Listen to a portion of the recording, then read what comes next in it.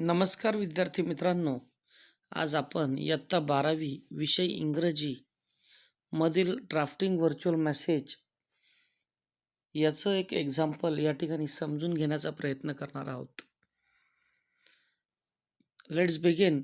Imagine that you have to leave your hostel room to attend to a relative coming at the city hospital from your native place.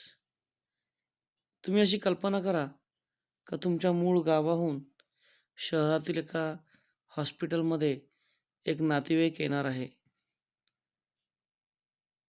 गावावरून. Draft a message in about 100-150 words giving reason. 100 ते 150 शब्दांमध्ये तुम्ही कारण द्यायचं आहे of your absence. तुम्ही का गैरहजर राहणार आहात at the birthday party of your roommate at the hostel.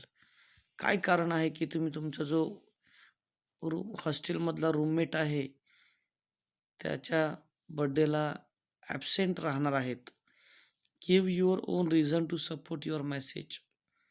काय कारण आहे तुम्ही मेसेज करण्याचं, तर ते तुम्ही या ठिकाणी सांगायचं आहे. या ठिकाणी मराठीमध्ये सुद्धा ट्रान्सलेशन देण्यात आलेलं आहे. सो तुम्ही प्रयत्न करायचा आहे की तुम्हाला दोन्ही याच्यात समजून घ्यायचं आहे. पण हे लक्षात ठेवा that you have to write paper in only in English, not in Marathi. So let's start the answer. You will see here we have to draw a back box, and we have to just write a name of day when that message is going to be sent on the day and year. Then after that we have just wrote the timing 9:15 a.m.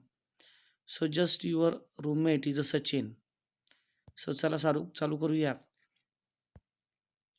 Friend, my father had just called me to inform that my relative who was in our village local hospital.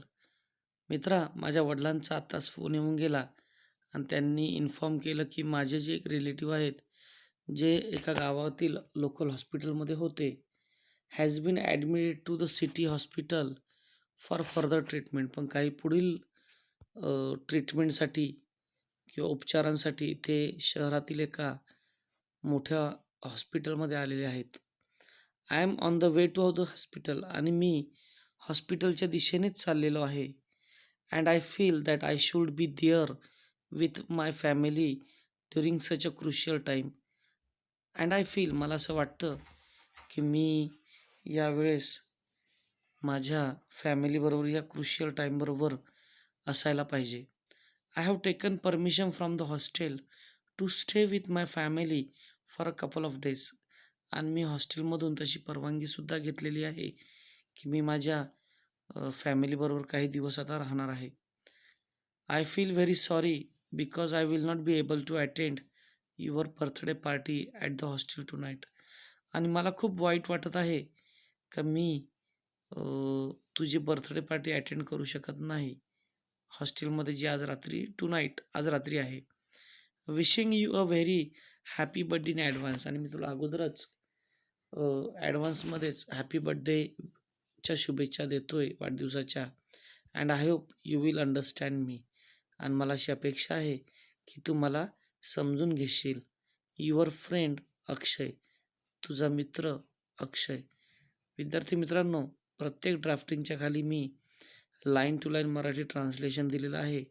So through that you should have to understand की कशा प्रकारे आपण English to Marathi किंवा Marathi to English translate करू शकतो. Thank you.